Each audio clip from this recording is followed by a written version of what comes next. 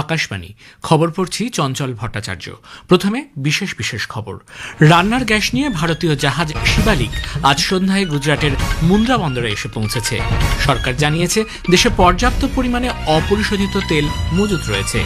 5টি রাজ্য ও একটি কেন্দ্রশাসিত অঞ্চলে আসন্ন বিধানসভা নির্বাচন এবং 6টি রাজ্যে উপনির্বাচনের জন্য আদর্শ আচরণবিধি কঠোরভাবে প্রয়োগের নির্দেশ দেওয়া হয়েছে। বিজেপি আজ পশ্চিমবঙ্গ ও কেরালার আসন্ন বিধানসভা নির্বাচনের জন্য তাদের আংশিক প্রার্থী তালিকা প্রকাশ করেছে। পশ্চিমবঙ্গে আসন্ন বিধানসভা নির্বাচনে বিজেপির 144 এবং বামফ্রন্টের 192 জন প্রার্থীর নাম ঘোষিত হয়েছে। বাজেট অধিবেশনের বাকি দিনগুলি সুষ্ঠুভাবে পরিচালনার জন্য লোকসভার অধ্যক্ষ আজ সব রাজনৈতিক দলের প্রতিনিধিদের সঙ্গে বৈঠক করেছেন। সাহিত্য একাডেমি 2025 সালের পুরস্কার প্রাপকদের নাম ঘোষণা করেছে। বাংলায় কবি প্রসূন বন্দ্যোপাধ্যায় পুরস্কার পাচ্ছেন। আসছে বিস্তারিত খবরে।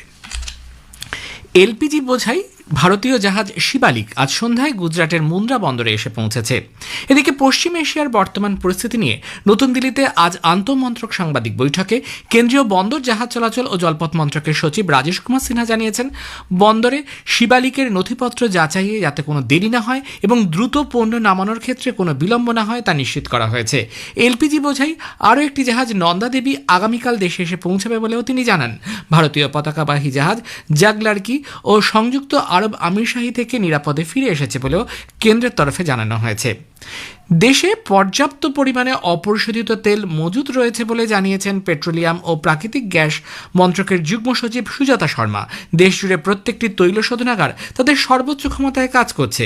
পেট্রোল পাম্পগুলিতেও সরবরাহ ও কাজকর্ম স্বাভাবিক রয়েছে বলে তিনি জানিয়েছেন। हम बार बार कंज्यूमर से अपील कर रहे थे कि ऑनलाइन बुकिंग करें। उसकी वजह से ऑनलाइन बुकिंग में इंक्रीज हुआ है और कल के डाटा के हिसाब से लगभग 90% बुकिंग्स हैव बीन ऑनलाइन।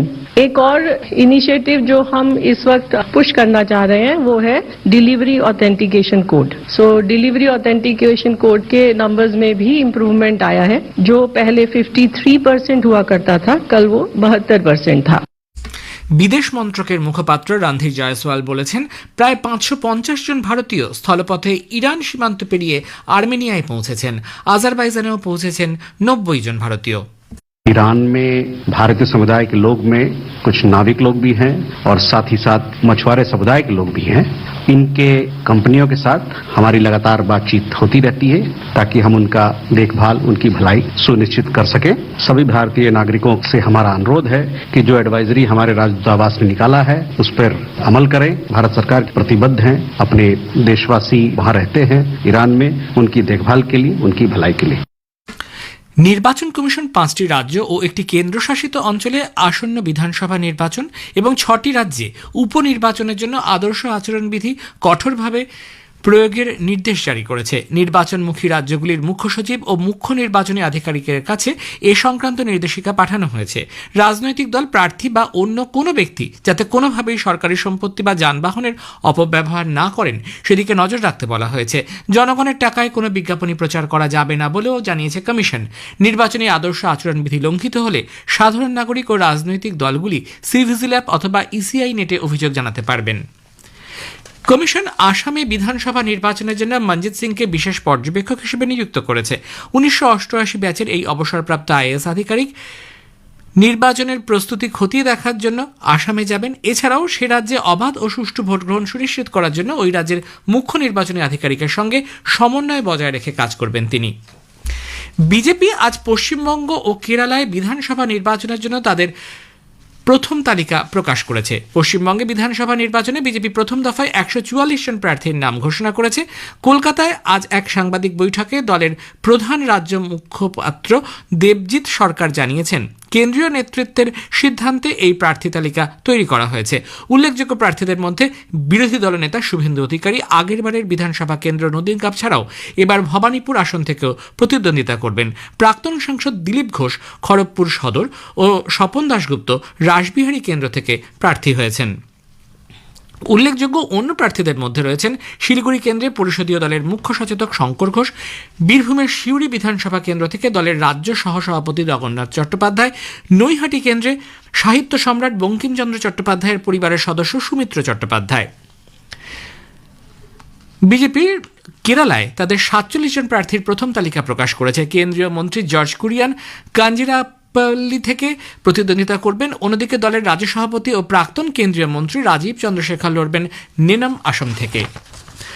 পশ্চিমবঙ্গে আসন্ন বিধানসভা নির্বাচনের জন্য বামফ্রন্ট তাদের প্রথম দফায় 192 জন প্রার্থীর নাম ঘোষণা করেছে। কলকাতায় এক সাংবাদিক বৈঠকে ফ্রন্ট চেয়ারম্যান বিমান বসু এই তালিকা ঘোষণা করেন। তিনি জানান, এবারের নির্বাচনে সিপিআইএম, লিবারেশন, আইএসএফ এবং বেশ কিছু নির্দল ও বামফ্রন্টের সহযোগী হিসেবে প্রতিদ্বন্দ্বিতা করবে। বিহার, ওড়িশা এবং হরিয়ানায় 11টি রাজ্যসভার আসনের নির্বাচনের ভোট গণনা চলছে। বিহারের 5টি, ওড়িশায় 4টি এবং হরিয়ানায় 2টি আসনের জন্য ভোট নেওয়া হয়েছে। ইতিমধ্যেই রাজ্যসভায় 26 জন প্রার্থী বিনা প্রতিদ্বন্দ্বিতায় নির্বাচিত হয়েছেন। নির্বাচন কমিশন গত মাসে 10টি রাজ্যের 37টি রাজ্যসভার আসনের জন্য দ্বিবার্ষিক নির্বাচনের বিজ্ঞপ্তি জারি করেছিল। এ খবর প্রচারিত হচ্ছে আকাশবাণী থেকে। লোকসভার অধ্যক্ষ ওম বিড়লা আজ সব রাজনৈতিক দলের সংসদীয় নেতাদের সঙ্গে একটি বৈঠক করেছেন। বাজেট অধিবেশনের প্রথম পর্বে যথাযথ আচরণ না করার জন্য বরখাস্ত হওয়া 8 বিরোধী সাংসদের স্থগিতাদেশ প্রত্যাহারের জন্য এই বৈঠক ডাকা হয়েছিল। অধিবেশন চলাকালীন কোনো সদস্য ওয়েলে নামবেন না বলে সব দলগুলি ঐক্যমতে পৌঁছেছে। 3রা ফেব্রুয়ারি কংগ্রেস এবং সিপিআইএম এর 8 জন সাংসদকে বাজেট অধিবেশনের বাকি সময়ের জন্য লোকসভায় যোগদান করতে পারবেন না বলে নির্দেশ দেওয়া হয়। সরকার সুবিধা প্রাপকদের জন্য সাশ্রয়ী মূল্যে রান্নার গ্যাস সরবরাহ নিশ্চিত করতে 2025-26 অর্থ বছরে তেল বিপণন সংস্থাগুলিকে 30,000 কোটি টাকার ক্ষতিপূরণ দিয়েছে। রাজ্যসভায় আজ এক প্রশ্নের লিখিত জবাবে পেট্রোলিয়াম ও প্রাকৃতিক গ্যাস দপ্তরের প্রতিমন্ত্রী সুরেশ গোপী এই তথ্য জানিয়ে বলেন, সরকার 2022-23 অর্থ বছরেও তেল বিপণন সংস্থাগুলিকে 22,000 কোটি টাকার ক্ষতিপূরণ দিয়েছিল। কেন্দ্রীয় জলশক্তি মন্ত্রী সি.আর. পাতিল বলেছেন, 2019 সালে জল জীবন মিশন শুরু হওয়ার পর এই প্রকল্পের তাৎপর্যপূর্ণ অগ্রগতি হয়েছে। এই প্রকল্পে এ পর্যন্ত 15,83 লক্ষ বাড়িতে নলবাহিত জলের সরবরাহের সংযোগ পৌঁছে দেওয়া হয়েছে। রাজ্যসভায় এক প্রশ্নের উত্তরে তিনি বলেন, 2019 সালে এই প্রকল্প চালু হওয়ার সময় গ্রামীণ এলাকায় 3,23 লক্ষ বাড়িতে নলবাহিত জল সংযোগ ছিল। এখন তা বেড়ে হয়েছে প্রায় 15,83 লক্ষ। সাহিত্য একাডেমি 2025 সালের পুরস্কার প্রাপকদের নাম ঘোষণা করেছে। বাংলায় কবি প্রসূন বন্দ্যোপাধ্যায় তার শ্রেষ্ঠ কবিতা বইটির জন্য পুরস্কার পাচ্ছেন। কেন্দ্রীয় সংস্কৃতি মন্ত্রক জানিয়েছে, 24টি ভাষায় পুরস্কার প্রাপকদের নাম ঘোষণা করা হয়েছে। এবছর 8টি কবিতার বই, 4টি উপন্যাস, 6টি ছোট গল্প এবং 2টি প্রবন্ধর রচয়িতা সাহিত্য একাডেমি পুরস্কার পাবেন। পুরস্কার প্রাপকদের হাতে আগামী 31 তারিখ নতুন দিল্লিতে এক অনুষ্ঠানে নগদ 1 লক্ষ টাকা ও একটি তাম্রপত্র দেওয়া হবে। বিদেশমন্ত্রী ডক্টর এস জয়শঙ্কর আজ বিকেলে ইউরোপীয় কমিশনের প্রেসিডেন্ট উর্সুলা ফন ডের লায়েনের সঙ্গে সাক্ষাৎ করেন। সামাজিক মাধ্যমে এক বার্তায় ডক্টর জয়শঙ্কর বলেন, জানুয়ারিতে ইউরোপীয় কমিশন প্রেসিডেন্ট এর ভারত সফর ছিল অত্যন্ত সফল। ভারত ও ইউ এর মধ্যে সম্পর্কের ক্ষেত্রে এটি গুরুত্বপূর্ণ ছিল। বিদেশমন্ত্রী বলেন, বর্তমান আন্তর্জাতিক প্রেক্ষাপট সম্পর্কে শ্রীমতী লায়েনের পর্যালোচনা অত্যন্ত স্পষ্ট। পাকিস্তানের পাঞ্জাব প্রদেশের রাহিম ইয়ার খান জেলায় আজ একটি সরকারি ভবনের ছাদ ধসে অন্তত 8 জন মহিলার মৃত্যু হয়েছে। আহত হয়েছেন 30 জনের বেশি। জেলার ডেপুটি কমিশনার জাহির আনোয়ার জানিয়েছেন, একটি মহিলাদের আর্থিক সহায়তা প্রদান কেন্দ্রে সরকারি প্রকল্পের সুবিধা নিতে বিপুল সংখ্যক মহিলা ওই ভবনে জড়ো হয়েছিলেন। ঠিক সেই সময় ভবনটির ছাদ ধসে পড়লে এই বিপত্তি ঘটে। জাপানের ওকিনাওয়ারা হেনাকো উপকূলের কাছে 21 জন যাত্রীবহনকারী 2টি নৌকো উল্টে গিয়ে 2 জন প্রাণ হারিয়েছেন, আরও 2 জন আহত হয়েছেন। উদ্ধারকারী দল জল থেকে যাত্রীদের উদ্ধার করে।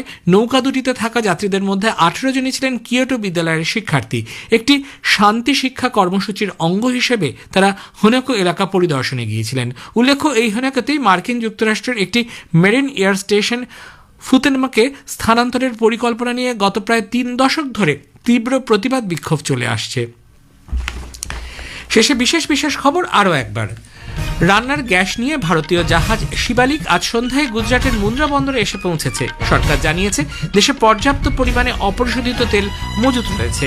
5টি রাজ্য ও একটি কেন্দ্রশাসিত অঞ্চলে আসন্ন বিধানসভা নির্বাচন এবং 6টি রাজ্যে উপনির্বাচনের জন্য আদর্শ আচরণবিধি কঠোরভাবে প্রয়োগের নির্দেশ দেওয়া হয়েছে। খবর শেষ হলো, কিছু পরে শুনবেন স্থানীয় সংবাদ।